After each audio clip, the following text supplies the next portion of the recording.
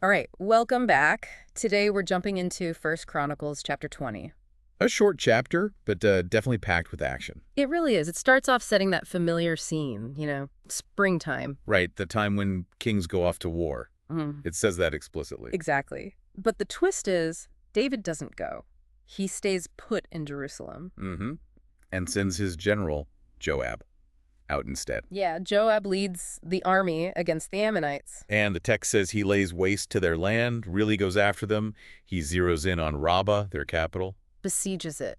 Brings it to ruin is the phrasing, I think. That's right. It sounds like a pretty decisive campaign led by Joab. While David's back home. But then, after the city's basically fallen, David arrives. Right, he comes in for the final part. And this is where we get one of those details that just sticks with you. The crown. Oh, yeah, the Ammonite king's crown. He takes it right off the king's head. And the text gives us specifics, doesn't it? It does. A talent of gold, which is, what, something like 75 pounds? Yeah, incredibly heavy. And set with precious stones. Imagine that. And then it says it was placed on David's own head. Wow. Talk about a statement. It's pure symbolism of subjugation, isn't it? Yeah. Taking the defeated king's authority. Plus, they took a huge amount of plunder. A vast quantity, yeah. But then the focus shifts to the people.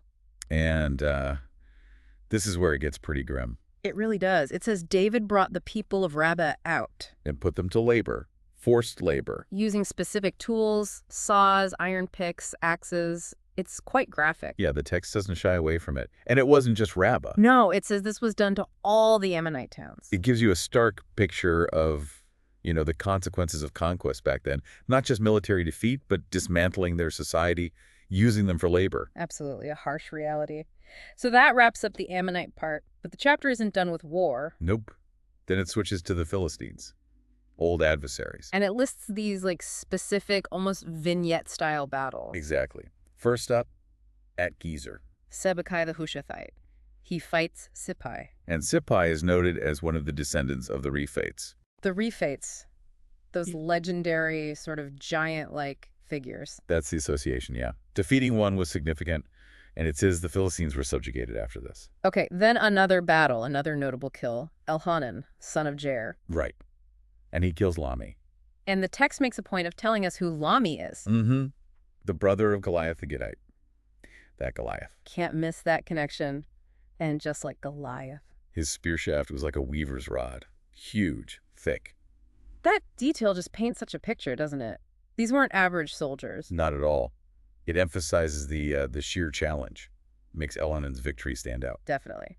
And there's one more encounter mentioned. At Gath, Goliath's hometown, no less. And this one involves maybe the most unusual figure described. Yeah, the man with 24 digits. 6 fingers on each hand, 6 toes on each foot. It's such a specific, strange detail. It really is. And he's also linked to the Rephates, descended from Rapha. So another giant figure, and what's he doing? Taunting Israel, just like Goliath did.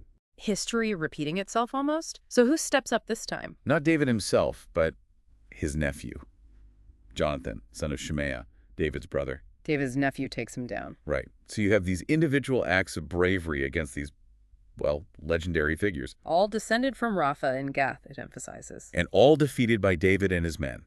It's a clear statement about the strength of Israel's forces under David. So looking back at this chapter, this quick deep dive, it's intense. Very concentrated. You get the big campaign, the spoils, the harsh treatment. And then these almost legendary duels against giants. It covers a lot of ground, showing David's reign at its perhaps most militarily assertive phase described in Chronicles.